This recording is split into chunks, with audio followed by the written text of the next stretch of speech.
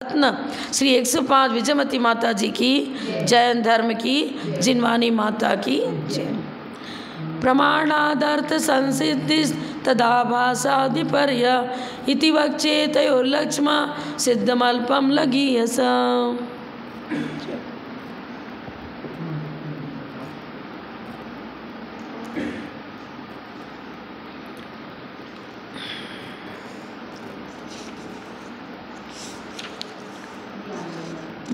13 number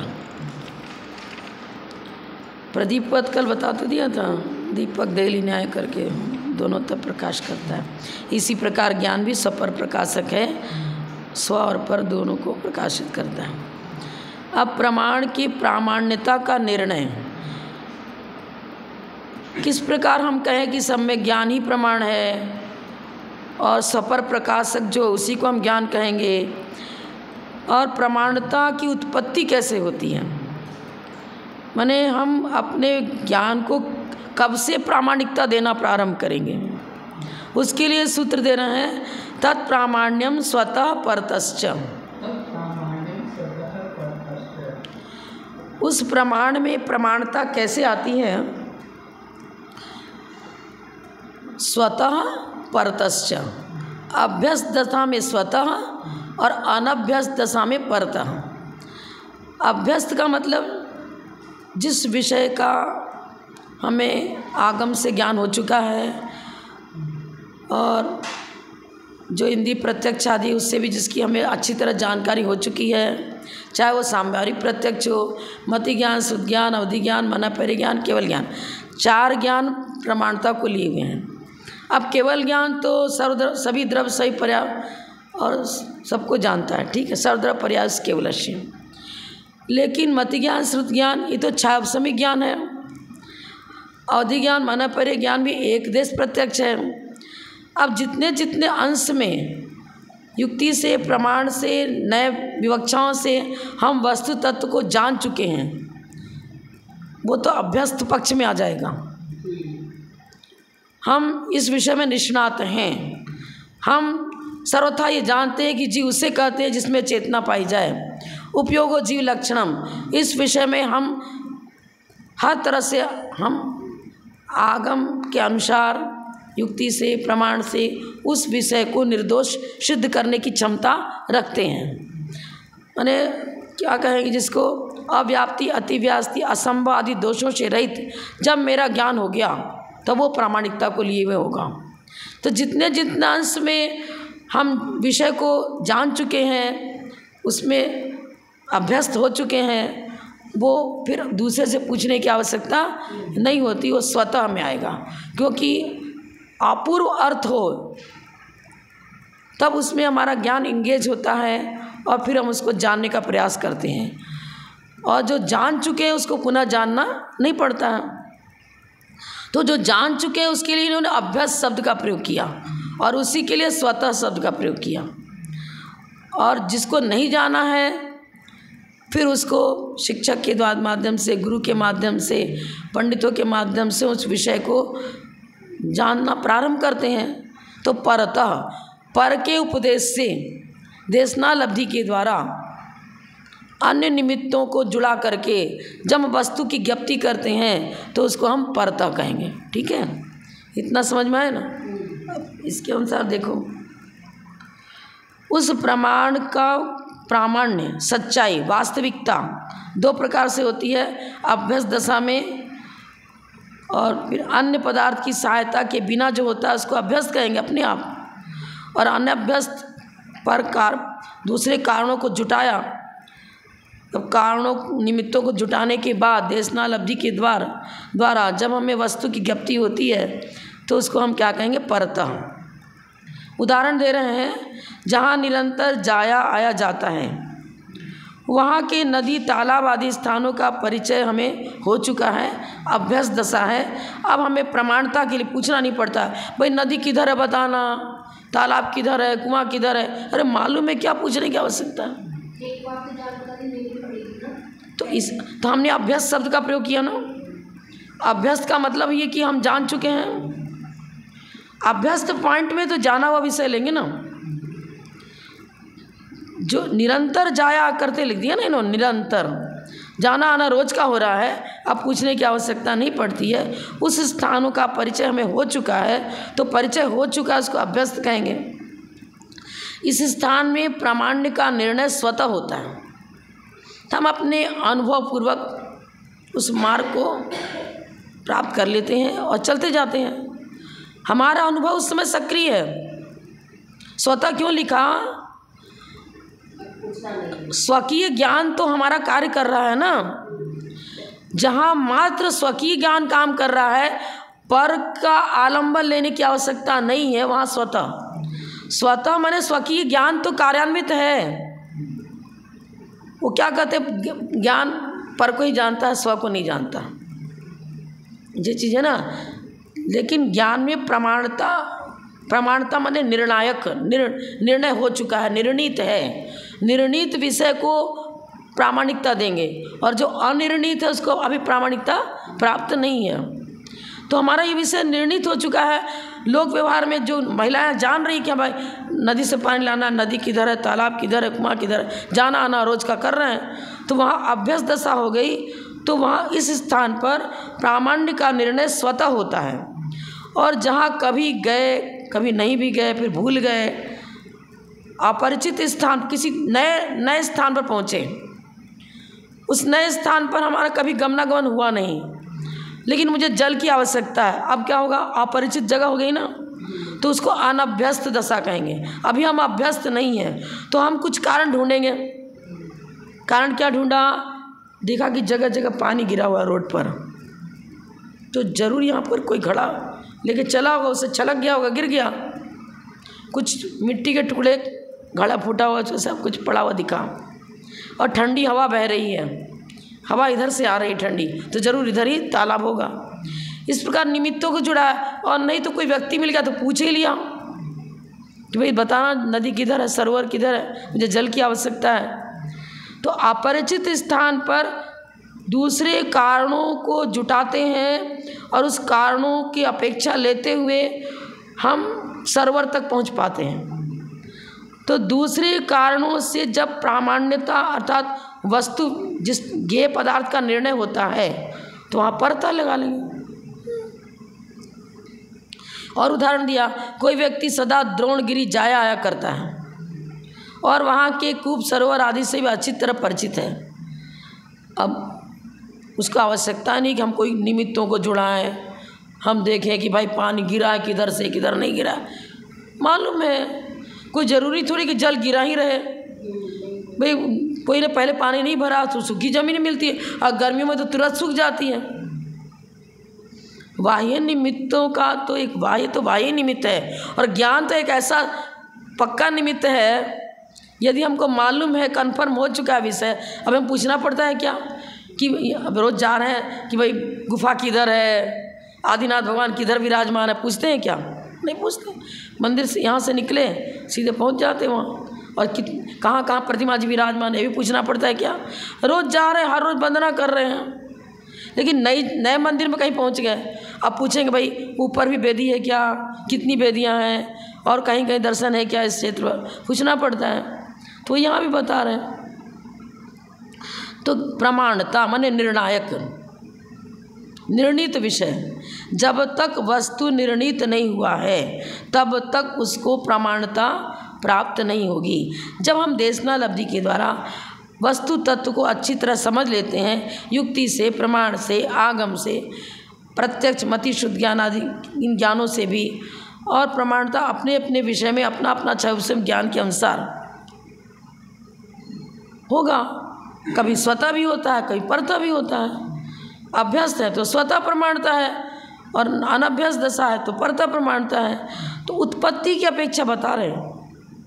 आगम में बताया है कि सम्यक दर्शन की यदि अनादि मिथ्या दृष्टि है, तो बिना देशनालब्धि के सम्यक की प्राप्ति नहीं हो सकती। फिर और भी बताया, संगी पंचेंद्रिय होना चाहिए, पर्याप्तक होना चाहिए। मनुष्य गति त्रियंच कहीं भी है, यहाँ कर्मभूमि है, तो 8 वर्ष के बाद ही समदर्शन प्राप्त करने की योग्यता आएगी। ये सब बाह्य निमित्त है ना। इन निमित्तों को जुड़ाएंगे, फिर उसकी विशुद्धि जैसी रही अपनी विशुद्धि के अनुसार। फिर वो समय दर्शन की उत्पत्ति के कई कारण बताए, देशनाल अवधि को समय दर्शन की उत्पत्ति में कारण बताया है, और फिर देवार्थी दर्शन, जाति स्मरण आदि सब चीज़ बताई है। तो वस्तु तत्व की ज्ञप्ति करनी, जानकारी करनी है, तो जिन जिन वस्तुओं से हम अनभिज्ञ हैं उसके लिए हमें पर निमित्तों को जुड़ाना पड़ेगा, और जिसके विषय में हम अच्छी तरह उस विषय को समझ चुके हैं, जान चुके हैं, उसके लिए हमको स्वतः प्रमाणता है। हम कहते हैं हम चैलेंज दे करके बोल सकते हैं कि जीव उसे कहते जिसमें चेतना पाई जाए। कोई हमको कन्फ्यूज करना चाहे, मानेंगे क्या? यहाँ स्वतः प्रमाणता है।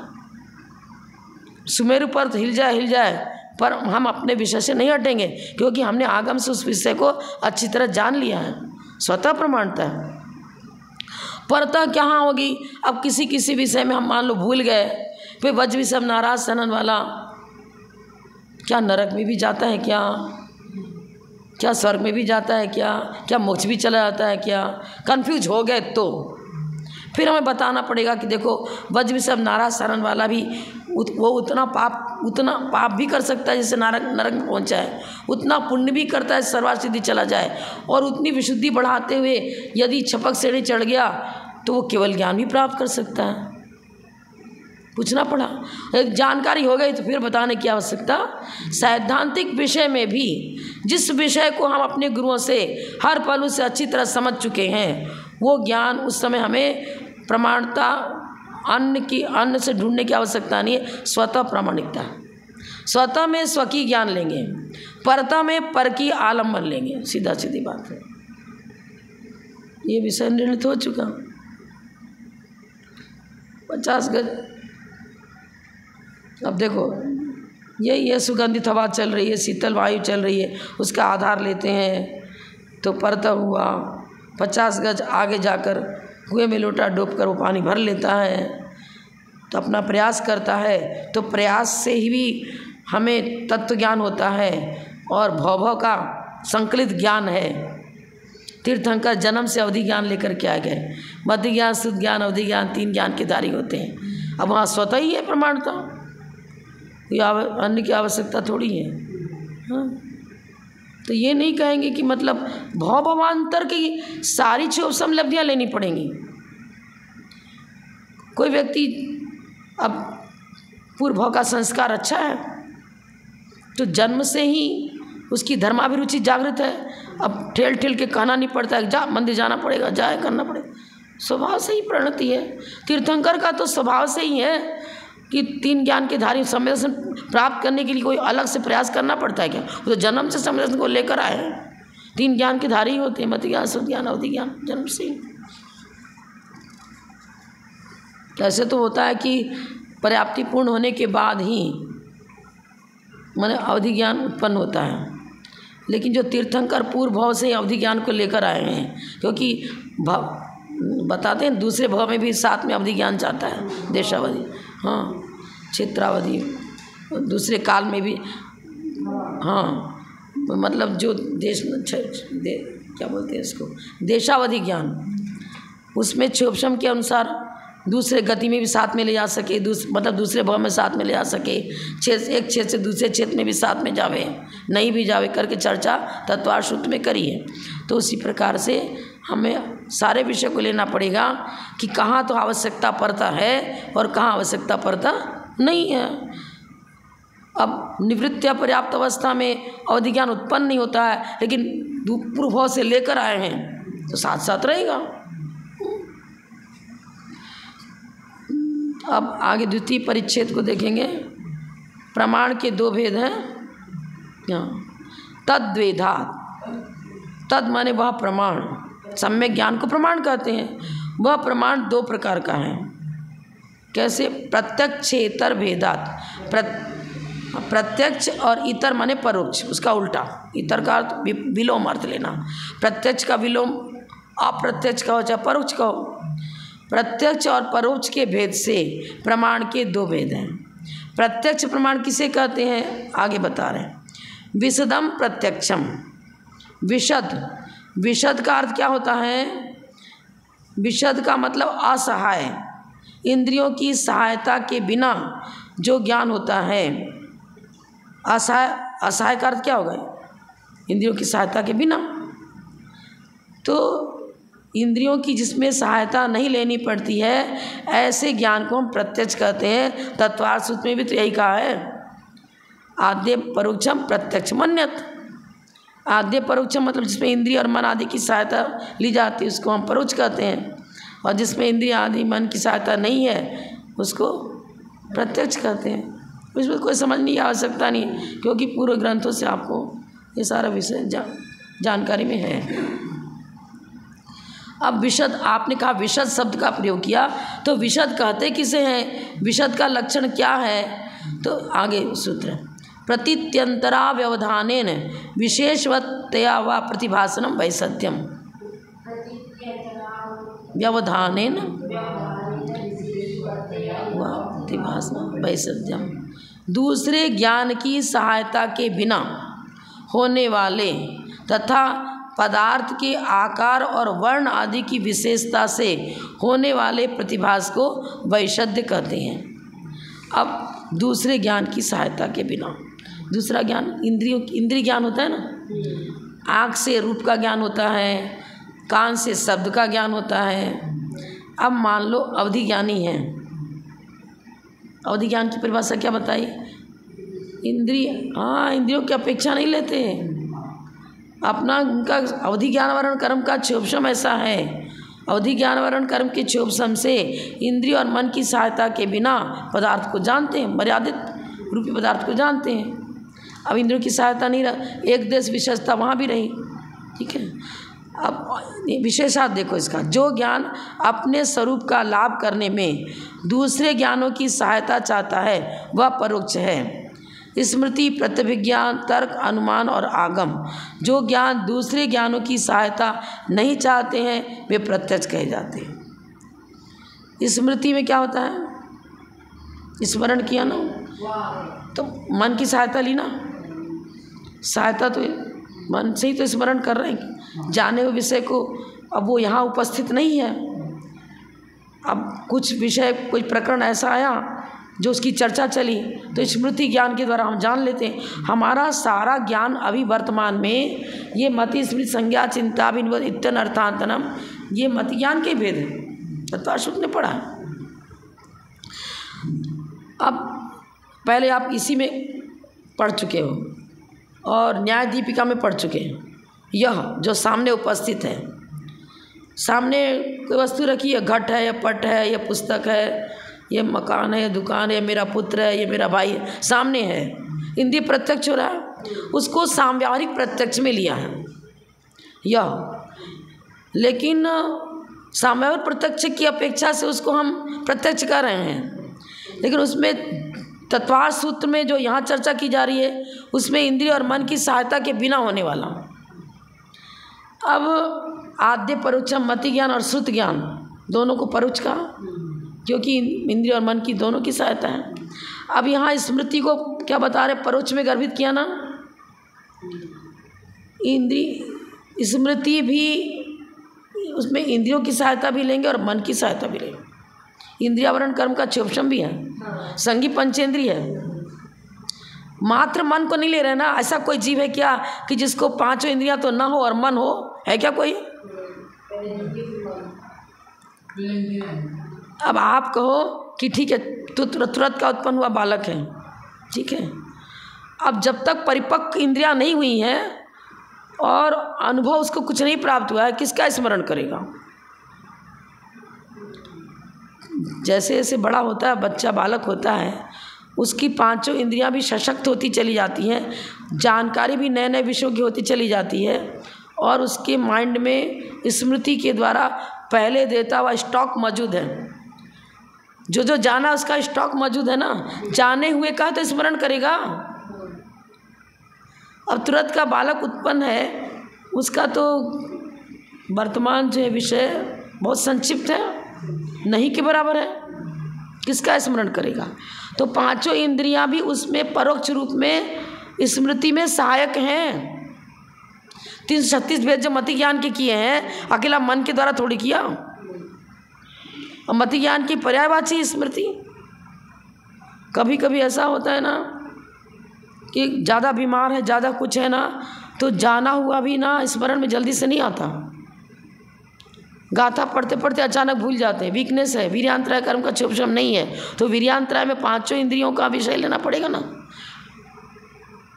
वीर शक्ति माने इंद्रियां भी बलिष्ठ हैं, और मन की मेमोरी पावर भी, मन से जिससे चिंतन कर रहे हैं वो भी बलिष्ठ है। सब बलिष्ठ होना चाहिए। थोड़ी वीकनेस आ गई तुरंत स्लिप हो जाता है विषय, नहीं जान पाते। तो वीर्यांतराय माने 5 इंद्रियां जो है ना, उनका भी क्षोभशम अच्छा होना चाहिए और मन का क्षोभशम भी अच्छा होना चाहिए। तब हमारा मेमोरी पावर मजबूत होगा, धारणा शक्ति मजबूत होगी। और धारणा शक्ति मौजूद है तभी तो स्मरण करेंगे। धारणा ही नहीं तो स्मरण कहाँ से होगा। न्यायिक दीपिका में आपको सब पूरा डिटेल बता चुके हैं। तो वह, अरे याद करें वो बड़ी माता जी बहुत अच्छी थी, हमें ये विषय पढ़ाया था उन्होंने। अरे विशुद्धमती माता जी से मुझे ये विषय प्राप्त हुआ था, गणनियार का विशुद्धमती माता जी से मैंने ये विषय पढ़ा था। स्मरण में आ रहा है ना। अब कभी कभी ऐसा छपक जो सलेखना कर रहा है ना, उसकी धीरे धीरे इंद्रिय शक्ति आसक्त चले, तब वो उसको बार बार संबोधन कर देकर तब इसको स्मरण दिलाते हैं, देखो याद करो या हाँ तुमने ऐसा देखा, तब वो थोड़ा सा अपने उपयोग को स्थिर करता है, फिर बता पाता हाँ ठीक है। तो स्मृति में भी वीर्यांतराय कर्म का क्षोभशम चाहिए ना, इंद्रियावरण कर्म का क्षोभशम चाहिए। तो स्मृति में परोक्ष ज्ञान हुआ, अन्य की सहायता ले रहे हैं। प्रतिभिज्ञान, प्रत्यक्ष और स्मृति के जोड़ रूप ज्ञान को प्रतिभिज्ञान कहते हैं, इसमें भी अन्य की सहायता है।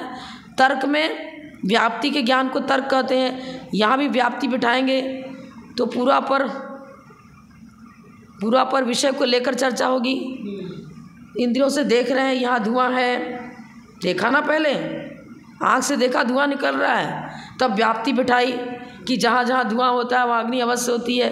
तो पूर्व ज्ञान आगे आगे में सम्मिलित है।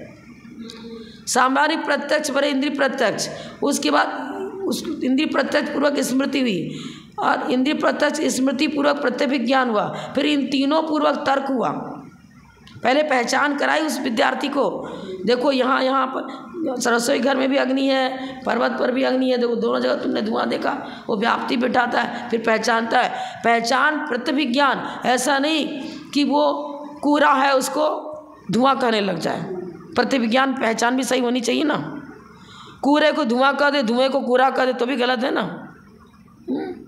प्रतिभिज्ञान, प्रत्यक्ष और स्मृति के जोड़ रूप ज्ञान को प्रतिभिज्ञान कहते हैं। फिर व्याप्ति बिठाएगा, उसमें पूर्व ज्ञान काम कर रहा है। फिर प्रत्यक्ष स्मृति प्रतिभिज्ञान और तर्क पूर्वक अनुमान काम करेगा।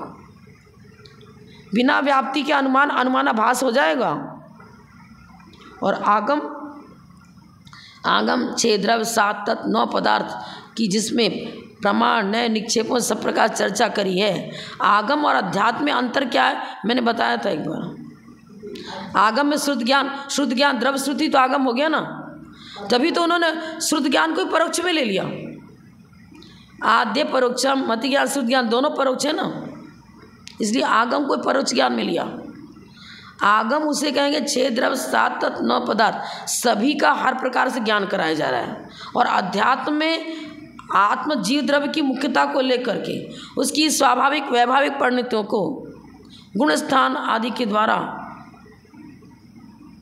द्रव्यान योग का ग्रंथ मान लो, समय सार, नियम सार, प्रवचन सार जो भी है, जीव द्रव्य की चर्चा कर रहे हैं कि वैभाविक परिणतियों में तो उसकी वैभाविक और स्वाभाविक दोनों परिणतियों की चर्चा है। जीव द्रव्य की चर्चा करेंगे तो क्या गुण स्थान नहीं आएगा क्या, मारना नहीं आएगा क्या, कषायों की चर्चा नहीं आएगी क्या, आएगी साथ में। लेकिन मुख्यता और गौणता, मुख्यता किसकी है, शुद्ध जीव द्रव्य की पहचान करानी है। तो गुण और दोष क्या है उसको भी जानेंगे। राग द्वेष को नहीं समझेंगे तो उसको छोड़ेंगे कैसे, ये चीज़ है। आगम में 6 द्रव्यों में किसी को गौण और मुख्य नहीं कर रहे हैं, वस्तु स्वरूप की जानकारी सभी की करा रहे हैं। और अध्यात्म में मुख्यता देंगे जीव द्रव्य को, और मुख्यता जीव द्रव्य को देते हुए अन्य की भी चर्चा करेंगे, ऐसा नहीं चर्चा नहीं कर रहे हैं। अध्यात्म ने आत्म द्रव्य की मुख्यता देते हुए कथन करना, परोक्ष ज्ञान में किस उदाहरण में क्या क्या लिया? स्मृति, प्रत्यभिज्ञान, तर्क, अनुमान और आगम। आपको प्रत्यक्ष क्यों छोड़ दिया? यहाँ पर हमने सामव्यवहारिक प्रत्यक्ष की चर्चा करी थी। उस चर्चा को हम पूरा क्लियर कर चुके हैं, किस अपेक्षा से वो परोक्ष है, किस अपेक्षा से प्रत्यक्ष है। जो ज्ञान दूसरे ज्ञानों की सहायता नहीं चाहते हैं वे प्रत्यक्ष कहे जाते हैं। जो सातिशय होता है उसी को विशद, वैशद, निर्मल कहेंगे। सातिशय मले स्वकी ज्ञान क्षोभसम से उत्पन्न हुआ, अन्य का आलम्बन नहीं ले रहे हैं। अब पूरा विषय आगे के सूत्र से क्लियर कर रहे हैं ना, यहाँ बताने की आवश्यकता नहीं। आगे क्या बता रहे हैं? इंद्रिया निंद्रिय निमित्तम देशता सामव्यावहारिकम देशता सामव्यावहारिकम। इंद्रिय और मन के निमित्त से, इंद्रिय और मन की सहायता से एक देश विशद ज्ञान को साम व्यवहारिक प्रत्यक्ष कहते हैं। साम व्यवहार, व्यवहार किसे कहेंगे? प्रवृत्ति और निवृत्ति रूप व्यवहार होता है, और वो भी समीचीन प्रवृत्ति और निवृत्ति रूप व्यवहार होता है। अब लोक व्यवहार, लौकिक जिसको बोलते हैं, लौकिकता को लिए हुए व्यवहार, तो उपचरित नय, अनुपचरित नय आदि व्यवहार होता है ना। अब हम कहेंगे प्रत्यक्ष में तो कलश रखा, तो कलश ही तो कहेंगे ना। प्रत्यक्ष में हमको जिसका स्वरूप मालूम है, लौकिक वस्तुएं, ये पुस्तक है, ये टेबल है, ये घड़ा है, ये गिलास है, ये कटोरा है, इंद्रियों से ज्ञान हो रहा है ना। जाना हुआ को जान, उसके स्वरूप को जानते हैं। और सम माने समीचीन व्यवहार ही है। ऐसा नहीं कि कलश को तो गिलास कर दिया, गिलास को कलश कर दिया, वो भी नहीं। लौकिक दृष्टि से में भी तो कुछ न कुछ परिभाषा है, हर वस्तु की अलग अलग दी है। पेन को पुस्तक कहोगे क्या? पुस्तक को पेन कहोगे क्या? नहीं कहोगे ना। उसकी जिसकी जैसी अर्थ क्रिया उसी प्रकार से उसका स्वरूप होगा। तो समीचीन प्रवृत्ति और निवृत्ति, इसको कहते हैं व्यवहार। सम व्यवहार और समीचीनता को लिए हुए जो लोक व्यवहार चल रहा है, उसमें इंद्रियों की सहायता तो है, लेकिन यह शब्द का प्रयोग होगा प्रत्यक्ष, वह स्मृति परोक्ष में आ जाएगा, जो सामने मौजूद नहीं है। पर इसका नाम मात्र प्रत्यक्ष नहीं लिखा, साम व्यावहारिक प्रत्यक्ष लगाया ना। तर्क शास्त्र में, न्याय ग्रंथों में सामव्यावहारिक प्रत्यक्ष को अपेक्षाकृत प्रत्यक्ष कहा है। लोग कहते आंखों देखी वास्तव, जो आंखों देखी चीज़ को कैसे झूठा कर सकते हैं? इंद्रिय प्रत्यक्ष कहते भी, इंद्रिय प्रत्यक्ष आंखों देखी बात, कान से स्पष्ट सुन रहे हैं, और एक तो परोक्ष रूप में कोई हमको सुनी हुई बात को बता रहा है, अलग हो गया ना। हम अपने कान से स्वयं सुन रहे हैं, तो इंद्रिय सामव्यावहारिक प्रत्यक्ष में आ जाएगा। अब हमने तो स्वयं नहीं सुना है, लेकिन अन्य लोगों से जानकारी उसकी हो रही है। अब हम प्रामाणिकता तो जब देंगे जब हमारे द्वारा वो क्लियर हो जाए, स्पष्ट हो जाए, क्योंकि दूसरे लोग भ्रमित भी तो कर सकते हैं। एकांत मत के द्वारा प्रतिपादित विषय सुना तो सही, पर उसके साथ सम शब्द नहीं लगेगा। हमारे उपचरित अनुपचरित नए व्यवहार को सम व्यवहार कहा है। भाई निश्चय नए व्यवहार नए, व्यवहार नए के दो भेद किए, भेद रूप व्यवहार और उपचरित रूप व्यवहार, फिर उसमें भी अनुपचरित उपचरित आदि अनेक प्रकार के भेद किए हैं, तो वो सब सम व्यवहार है। अब आपको कि इंद्रिय प्रत्यक्ष आप भी मान रहे हो ना, दूसरे मत वाले, एकांत मत वाले वही मानते हैं कि आंखों देखी बात है तो प्रत्यक्ष है, लेकिन वस्तु एक धर्मात्मक है। सबसे पहले प्रमाण के द्वारा गृहीत वस्तु को स्वीकार करो कि वस्तु में अनेक धर्म हैं, वस्तु अनेक धर्मात्मक है। अब हम लगाएंगे कि कलश को हम कलश ही कहेंगे क्योंकि उसका आकार उसी प्रकार का है, लेकिन वो कलश भी अनेक धर्मात्मक वस्तु है, पुद्गल द्रव्य है। तो पूरा पढ़ चुके हैं, प्राग भाव, प्रध्वंसा भाव, अन्योन्या भाव, अत्यंत भाव, सामव्यावहारिक समव्यवहार, नए विवक्षा को लिए हुए समव्यवहार, सम्यक नय को लिए हुए समव्यवहार, मिथ्या नय को लिया हुआ समव्यवहार नहीं कहलाएगा। जैसे समीचीन प्रवृत्ति और निवृत्ति, हमारी प्रवृत्ति जो जैन फिलॉसफी के अनुसार हो रही है वो समीचीन प्रवृत्ति है। माँ को सर्वथा माँ ही नहीं कह देंगे, वो किसी की पुत्री भी थी और है भी। वस्तु सर्वथा नित्य नहीं है, किसी अपेक्षा से अनित्य भी है। अब ये समीचीन समृद्धि प्रवृत्ति होगी। सर्वथा नित्य मान लिया तो उस प्रवृत्ति निवृत्ति को हम समीचीनता नहीं देंगे। इंद्रियों के निमित्त से होने वाला है, लेकिन साथ साथ क्या बता दिया, देशतः साम व्यवहारिकम, देशतः अपेक्षाकृत नई वक्षा को लेकर किसी अपेक्षा से एक देश, एक देश, एक देश माने सर्वदेश। इंद्रिय प्रत्यक्ष सर्वदेश प्रत्यक्ष नहीं है। इंद्रिय प्रत्यक्ष, इंद्रिय और मन से होने वाला ज्ञान सर्वदेश प्रत्यक्ष नहीं है। किसी अपेक्षा को लेकर और उसको भी साम्यावहारिक प्रत्यक्ष करें, लौकिक दृष्टि से समीचीन और प्रवृत्ति, समीचीन और प्रवृत्ति और निवृत्ति में वो कारण बनता है। ये चीज़ है। समव्यवहार की परिभाषा यही बताई है, समीचीन प्रवृत्ति और निवृत्ति। अब समीचीन प्रवृत्ति निवृत्ति को न स्वीकार करे तो पत्नी को माँ कह देगा क्या, माँ को पत्नी कह देगा क्या, मानना शुरू कर देगा क्या। लौकिकता में भी तो लोक व्यवहार, गुरु को गुरु कहेगा, शिष्य को शिष्य कहा जाएगा, भाई को भाई कहा जाएगा, बहन को बहन कहा जाएगा। तत्वार्थ सूत्र में बता सदा सतोर अविशेषात् यद्रुप चप लब्धेर उन्मत्वत्। उन्मत्वत चेष्टा यदि है तो समीचीन व्यवहार नहीं है। लोक व्यवहार में भी उन्मत्वत चेष्टा नहीं होना। कहीं भी नई विवक्षा से, आगम से, प्रमाण से, निक्षेप से, सब जगह समीचीन व्यवहार हमारा होगा मति ज्ञान और श्रुत ज्ञान के द्वारा। मति ज्ञान श्रुत ज्ञान को परोक्ष कहा, पर ये दोनों हमारे समीचीन व्यवहार में कारण बन रहे हैं कि नहीं बन रहे हैं। हम गुरु की चतुर्थ गुण स्थानवर्ती को उसी प्रकार रिस्पेक्ट देंगे, पंचम गुण स्थानवर्ती को उसी प्रकार रिस्पेक्ट देंगे, मुनिराज है तो उनको उसी प्रकार उनका विनय करेंगे, और तीर्थंकर हैं अरहंत परमेश्वरी उनको उसी प्रकार रिस्पेक्ट देंगे। तो ये सब कुछ हम तो दो ही ज्ञान के धारी हैं, मध्य ज्ञान श्रुत ज्ञान। पर मेरा ज्ञान समीचीन रहेगा ना। ऐसा तो नहीं कि हम देवी देवता को, पद्मावती धरणेन्द्र को अरहंतवत पूजने लग जाएं। कहाँ समीचीन व्यवहार हुआ। मेरा मति ज्ञान श्रुत ज्ञान कुमति कुसुत में चला जाएगा, समीचीन नहीं रहेगा। समीचीन का बहुत बड़ा अर्थ है प्रवृत्ति, समीचीन प्रवृत्ति और निवृत्ति।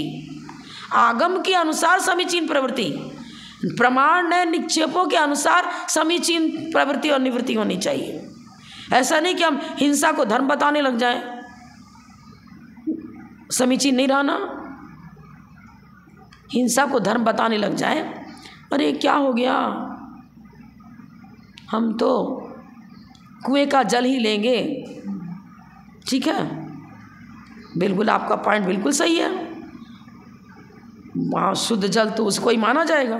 ठीक है, अब भले ही 4 व्हीलर से आवे, 25-25, 50-50 किलोमीटर तक जल जाए 4 व्हीलर से, वहाँ पर तो बिंझानी और छाने की चर्चा करी थी। अब ये त्रस जीवों का विघात, चक्का तो घिसट के ही चलेगा। अब जीव मरो या न मरो, यदि घिसट के चल रहा है तो वहाँ हिंसा है ही। कहाँ समीचीन प्रवृत्ति रही, और समीचीन प्रवृत्ति नहीं रही तो पाप से बचाव कहाँ हुआ, हुआ क्या, नहीं हुआ। आपने इलेक्ट्रिक लगा दिया, इलेक्ट्रिक के द्वारा बाल्टी अंदर जा रही है और फिर ऊपर भी आ रही है। जल तो कुएं का ही आ रहा है, इलेक्ट्रिक का प्रयोग किया ना।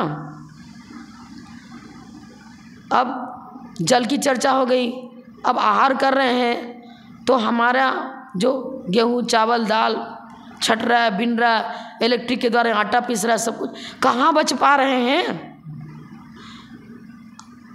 आधा प्रवृत्ति दोष जो बताते हैं आगम में, मतलब मैंने क्या उसके मतलब जो क्या कहते हैं इसको, आरंभी हिंसा, उद्योगी हिंसा आदि में जो दोष आ रहा है उससे हम बच पा रहे क्या। हमारा चतुर्थ काल में हर श्रावक अपने घर में कूटना पीसना करना रनना सब अपने हाथ से करता था।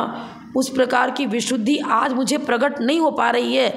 कठोर से कठोर तपस गुरुदेव कर रहे हैं, लेकिन उन्हें मना परे ज्ञान क्यों नहीं हो पा रहा है, अवधि ज्ञान क्यों नहीं हो पा रहा है?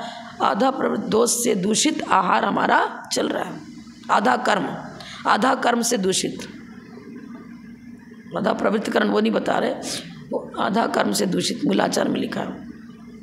अब क्या करें? जितना संभव उतनी तो चर्या पाल पाएंगे ना, जो संभव नहीं तो कहाँ से पाल पाएंगे, नहीं पाल पा सकते। लेकिन हम इस चीज़ को स्वीकार करेंगे। यहाँ सम व्यवहार की चर्चा कर रहे हैं हमारी चर्या, हम किसी प्रकार ये नहीं कह सकते 100% कि हम तो बिल्कुल निष्णात हैं। प्रतिक्रमण क्यों करते हो जब दोष ही नहीं लगा? तो प्रायश्चित क्यों लेते हो जब दोष ही नहीं लगा? तो गुणस्थान के अनुसार सारी चर्चा ले लो। चतुर्थ गुण स्थान वर्ती अभी सम्यक दृष्टि तो हो चुका, लेकिन संयम नहीं है। चतुर्थ गुण स्थान की तुलना पंचम गुण स्थानवर्ती से करना, पंचम गुण स्थानवर्ती की तुलना छठे गुण स्थानवर्ती से करना, छठे गुण स्थानवर्ती की तुलना तीर्थंकर से करना, आचार्य की तुलना तीर्थंकर से करना, तीर्थंकर की तुलना आचार्य से करना, सिद्ध की तुलना अरहंत से करना, अरहंत की तुलना सिद्ध से करना, क्या समीचीन व्यवहार है? क्या नहीं। एक देश लगा देंगे, बोलते लघुनंदन, जिनेंद्र देव की लघुनंदन मुनिराज। सारा कथन सापेक्ष होना चाहिए, अन्यूनम अनतिरिक्तम याथा तत्तम बिना च विपरीतात। ये है साम व्यावहारिक शब्द का अर्थ। अन्यूनम अनतिरिक्तम याथा तत्तम बिना च विपरीतात निसंदेहम वेद यदाहुस्तज ज्ञान मागमिना। मति ज्ञान भी सम्यक ज्ञान है, श्रुत ज्ञान भी सम्यक ज्ञान है, पर अन्यूनम अनतिरिक्तम। अरे आरिका तो श्राविका है, उनकी नवदा भक्ति करने की क्या आवश्यकता है?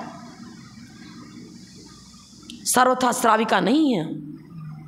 पंचम गुणस्थान है, चूंकि एक साड़ी मात्र का परिग्रह उनके साथ है और प्रत्याख्यान उनका गुणस्थान मेरा पंचम ही है।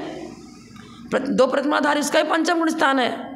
लेकिन संवर और निजरा की अपेक्षा चर्चा करो तो आरिका की जो निर्जरा है वो दो प्रतिमाधारी की निर्जरा नहीं है। अभी तो ब्रह्मचर्य भी नहीं उनका, तो अभी आरंभिक उद्योगी सारी हिंसा में लगे हुए हैं, सारा झाड़ू बुहारी सब कर रहे, सब कुछ कर रहे, व्यापार धंधा सब कर रहे। सर्वथा समानता नहीं है। आरिका को 28 के 28 मूल गुण हैं। मुनिराज को के नियमावली में खड़े होकर आहार लेना है और मेरे साथ बैठ करके आहार लेना। नियमावली की आकार रूपरेखा बदली, गिनती कम नहीं हुई, विषय अपना अपना है।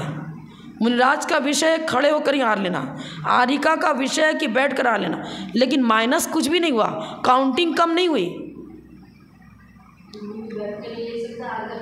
अस्नान व्रत है, तब आरिका का कहो कि अस्नान व्रत नहीं तो 28 मूल कहाँ से आए? तो क्या रोज रोज आरिका स्नान कर रही क्या?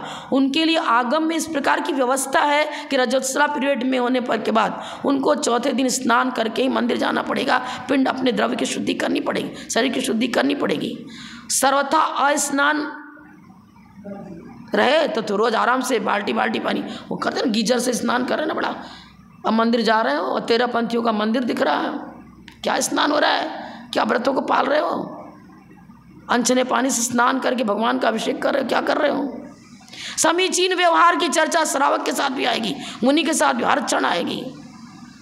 समीचीन व्यवहार होगा तब वो समीचीन कहलाएगा, नहीं तो नहीं कहलाएगा। और स्नान हम तो जितनी आज्ञा है उस प्रकार से शरीर की शुद्धि करनी पड़ेगी, उतने ही जल से करनी पड़ेगी, ज़्यादा जल भी नहीं ले सकते, व्यवस्थित करेंगे। तो मेरा अस्नान व्रत अपेक्षाकृत है और अपेक्षाकृत नहीं भी है।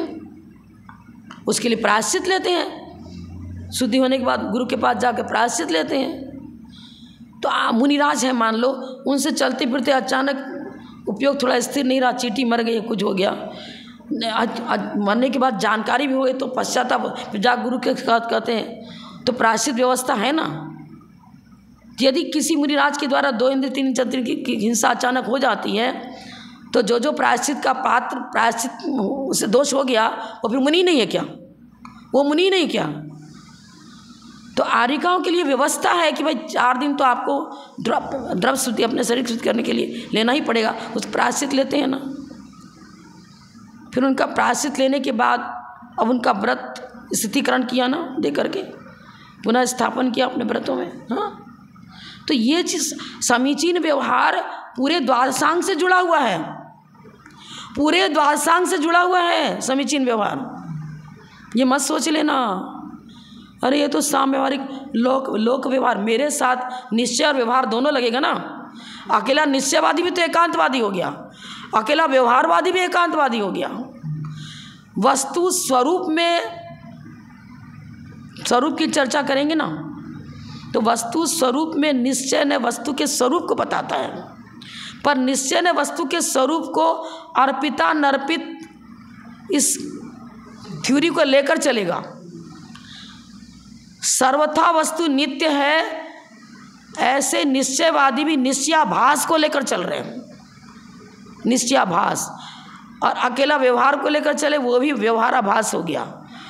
वस्तु के स्वरूप में भेदात्मक वस्तु है, भेद विवक्षा चलेगी तो वो व्यवहार का विषय हो गया, अभेद विवक्षा चलेगी निश्चय। वस्तु के स्वरूप में भेद भी सम्मिलित है और अभेद भी सम्मिलित है।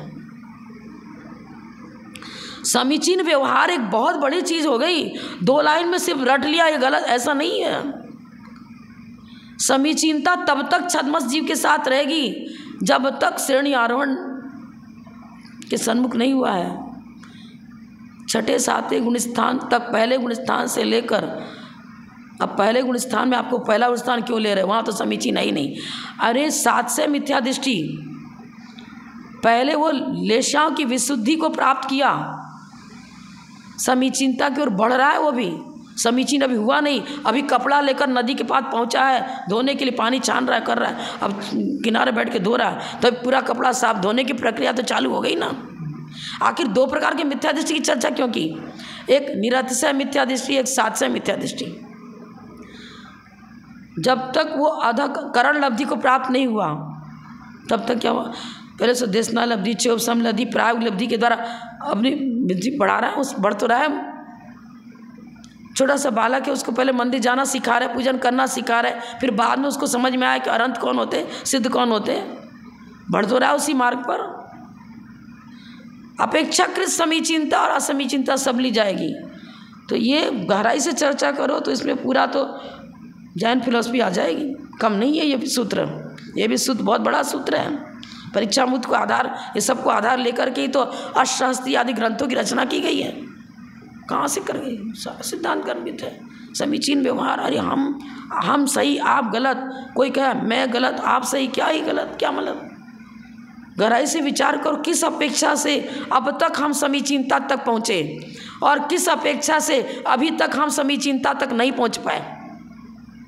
दोनों प्रकार की थिंकिंग करनी पड़ेगी, चाहे 20 पंथी हो, चाहे 13 पंथी हो, चाहे 16.5 पंथी हो। पंथ तो आगम का विषय है ही नहीं। पंथ का अर्थ होता है मार्ग, मोक्ष मार्ग। और क्रियाओं मात्र से क्रियाएं समीचीनता की ओर बढ़ने में साधन भी बन सकती हैं और बाधक भी बन सकती हैं। क्रियाओं में यदि हमारी नई विवक्षा साथ साथ चल रही है तो साधक है, और क्रियाओं में यदि नई विवक्षा साथ साथ नहीं चल रही है तो वो क्रियाएं बाधक भी हैं। आगम की दृष्टि को लेते हुए यदि क्रियाओं का संपादन हो रहा है तो वो समव्यवहार कहलाएगा, और आगम की परिप्रक्षा को छोड़कर मात्र रूढ़ी को लेकर चल रहे हैं तो वो क्रियाएं मोक्ष मार्ग में बाधक भी बन सकती है। सीधा सीधी बात। समय हो चुका, अब दूसरा भी सूत्र लेंगे तो फिर गलत हो जाएगा। ये कह रहे ना आगे, उमा स्वामी आचार्य ने मति स्मृति संज्ञा चिंता विधिमोद इत्यनर्थांतरम, इस सूत्र में ये मति शब्द का उल्लेख किया है। इससे इसके द्वारा प्रवृत्ति और निवृत्ति रूप व्यवहार चलता है, इसलिए इसको सामव्यवहारिक विशेषण दिया है। थोड़ी निर्मलता लिए हुए है, इसलिए इसको प्रत्यक्ष कहा है। वस्तुतः यह परोक्ष ही है। आद्य परोक्षम सूत्र में बताया। दोनों अपेक्षा हम न्याय दीपिका में बता चुके, यहाँ बता चुके किस अपेक्षा से वो इंद्रिय और मन की सहायता से होता है, इस अपेक्षा से उसको परोक्ष कर दिया। लेकिन हम सामव्यवहारिक प्रत्यक्ष प्रवृत्ति और निवृत्ति रूप व्यवहार इस परिभाषा को लेकर चलेंगे तो इंद्रिय और मन की सहायता को लिए बिना प्रवृत्ति भी होती नहीं। प्रवृत्ति इंद्रिय और मन की अपेक्षा को लिए हुए प्रवृत्ति और निवृत्ति की यदि चर्चा है तो उसको सामव्यवहारिक प्रत्यक्ष को तर्क शास्त्र में सामव्यवहारिक प्रत्यक्ष की चर्चा आती है, वो भी जैन आगम का अंग है। अरे उपचरित तो अनुपचरित व्यवहार नए आदि को सबको इसमें सम्मिलित करेंगे ना भाई। पिता को पिता ही तो कर रहे हो, अपनी अपेक्षा से कर रहे हो, सबकी अपेक्षा से पिता थोड़ी हो गया। तो यहाँ लोक व्यवहार लगा कि नहीं, इंद्रिय और मन के से चिंतन किया कि ये मेरे पिता हैं, नहीं लिया क्या, तो ज्ञान सम्यक ज्ञान माना जाएगा कि नहीं माना जाएगा। मति ज्ञान श्रुत ज्ञान को सम्यक ज्ञान में सम्मिलित को किया है ना, सम्मिलित है तो सही, तो समीचीन व्यवहार पूर्वक ही तो उसको सम्मिलित किया सम्यक ज्ञान में। सम्यक शब्द आया कैसे? मति ज्ञान श्रुत ज्ञान इंद्रिय और मन की सहायता से होता है, परोक्ष है लेकिन है तो सम्यक, और सम्यक है। और चूंकि प्रत्यक्षीकरण जिसको यह न्याय दीपिका के अनुसार यह और यह शब्द के प्रयोग में भी सारी नए विवक्षा लेकर चर्चा चलेगी। वह शब्द का प्रयोग करें स्मृति में, उसमें भी सारे नए विवक्षा नए प्रमाण आदि की विवक्षा लेकर चर्चा चलेगी। वस्तु को अनेक धर्मात्मक स्वीकार करता है नए, चाहे यह की चर्चा करो चाहे वह की चर्चा करो। यह माने सामने मौजूद वस्तु के लिए जो हम इंद्रियों की सहायता जान रहे हैं उसको प्रामाणिकता दे रहे हैं। अब प्रत्यक्ष भी करें आंखों, अरे सामने प्रत्यक्ष में हम देख रहे हैं ना, ये तो आचार्य श्री विराजमान है, साक्षात विराजमान है, उनकी जयकार लगाते हैं। तो साक्षात कह रहे हो ना, साक्षात शब्द का क्यों प्रयोग किया? लोग व्यवहार में उसको साक्षात कहते हैं। इंद्रियों से सामने दिख रहा है वस्तु, इंद्रियों से सामने वस्तु दिख रही है, उसको हम सब व्यवहार में प्रत्यक्ष कहते हैं। अपेक्षाकृत चर्चा है ना। सदा सत्वर अविशेषाद अद्वित चौपलमत, ये सूत्र भी तो व्यवहार की चर्चा कर रहा है कि नहीं कर रहा है? व्यवहार की भी कर रहा है, निश्चय की भी कर रहा है। निश्चय ने से सदासत का क्या अर्थ, व्यवहार ने से सदासत का क्या अर्थ, उपचरित ने से सदासत का क्या अर्थ? यदि निश्चयवादी व्यवहार को छोड़ दे सर्वथा तो भी सदासत, वो भी उन्मत्त चेष्टा आ जाएगी उनकी भी। सर्वथा व्यवहार को माने, सर्वथा निश्चय को माने, सर्वथा 13 पंथ को माने, सर्वथा 20 पंथ को माने, सर्वथा 16 पंथ को माने, क्या क्या पंथ निर्मित करते जाओ, सब में उन्मत्तवत लगेगा। अगर आगम और नए प्रमाण की वक्षा लेकर चल रहा है तो किसी में उन्मत्तवत नहीं लगेगा, कोई में उन्मत्त शब्द नहीं जोड़ेंगे। प्रमाण नए निक्षेप आदि को लेकर, आगम की वक्षा को लेकर सब कुछ लिए हुए, मतलब वैराग्य की ओर बढ़ता हुआ, आत्मद्रव्य की ओर लक्ष्य रखते हुए जो धर्माचरण किया जा रहा है वो सब समव्यवहार है। और मात्र मेरा पंथ तेरा पंथ क्रियाएं चल रही हैं, धार्मिक क्रियाएं चल रही हैं, लेकिन वहाँ सम शब्द का प्रयोग नहीं होगा। वो व्यवहार सम तब माना जाएगा जब चिंतन में समीचीनता आएगी, तब क्रियाओं में समीचीनता स्वीकार की जाएगी, तब वो सब सही होगा, नहीं तो नहीं हो पाएगा। जब बोलो परम पूज्य प्रथम गणनी हरिका रत्न श्री 105 विजयमती माता जी की जय। जय धर्म की।